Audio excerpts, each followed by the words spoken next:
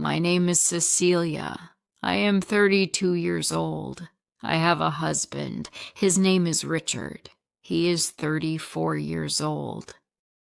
We have been married for 8 years. I loved my husband very much. He loved me too. But one day, everything changed. At breakfast, Richard looked at me and said something I did not expect. He said, "Cecilia, I can't live like this anymore." I froze. What was wrong? He said, "I can't live with your mother in this house. I feel like a stranger in my own home." I did not know what to say. I love Richard. I love my mother. They are both important to me. How can I choose? Richard looked serious, very serious. He said, "You must choose Cecilia. It's me or your mother." I could not believe it. Choose between my husband and my mother? I asked, "Richard, are you serious?" He said, "Yes.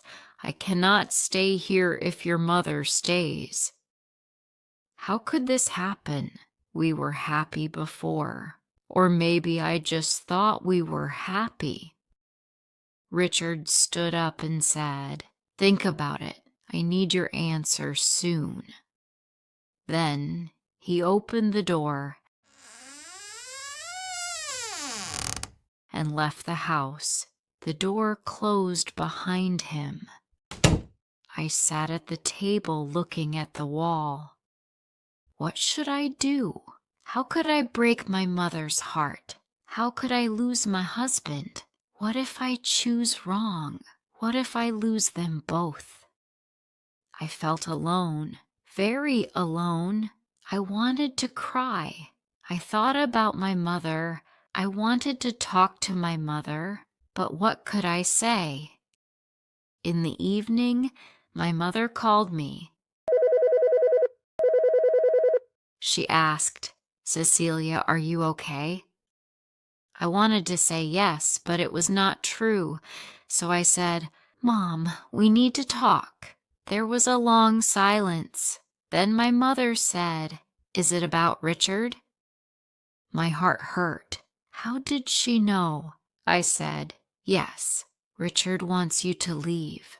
After a long moment, my mother said, "If this is what you want, Cecilia, I will go." I said, "No, I don't want you to leave. I don't want to lose you." My mother said, "You have a husband now. You must choose your marriage." I thought, but why must I choose? Why can't we all stay together? I called Richard. I said, "Can we talk?" He answered quickly, "Have you decided?" I said, "Richard, please understand. My mother has no other place to go." He said, "I understand, but I cannot live like this. It is her or me." I felt hurt and sad. No matter what I chose, someone would get hurt. But what if I lose both? What if Richard leaves and my mother leaves too? I wanted to scream, but all I could do was sit and ask myself, what is the right thing to do? That night, I could not sleep. In the morning, I made a decision. I had to talk to both of them together. I asked Richard to stay for breakfast. I asked my mother to sit with us at the table. It was quiet, too quiet. I said, "We need to find a solution together." Richard looked at me. He said, "There is no solution. I already told you I can't live here with her." My mother looked down. She said, "I can leave today. I will find somewhere to go." I shouted, "No, that's not what I want." Richard said, "Then I will leave." I felt my heart break. I said, Please, Richard, please listen. She is my mother. She has no money. She has no home. If she leaves, she will be alone. Richard said, and if I stay, I will always feel like a visitor. This is not a marriage, Cecilia. This is a mistake. A mistake. My heart broke. I asked, Richard, do you really think our marriage was a mistake? He said nothing. My mother stood up. She said, I will go. I will not destroy your marriage. I wanted to scream, no, but I said nothing. Richard stood up too. He said, I am going to work. When I come back, I want your answer. And he left. My mother went to her room to pack her things. I sat alone at the table again. I thought, maybe love is not enough. Maybe family is not enough either. Maybe sometimes love means letting go. But who should I let go? My mother, the woman who gave me life, or Richard, the man I chose to build a future with? I had to decide. I closed my eyes. I said to myself, there must be another way, but was there? Or was I already too late?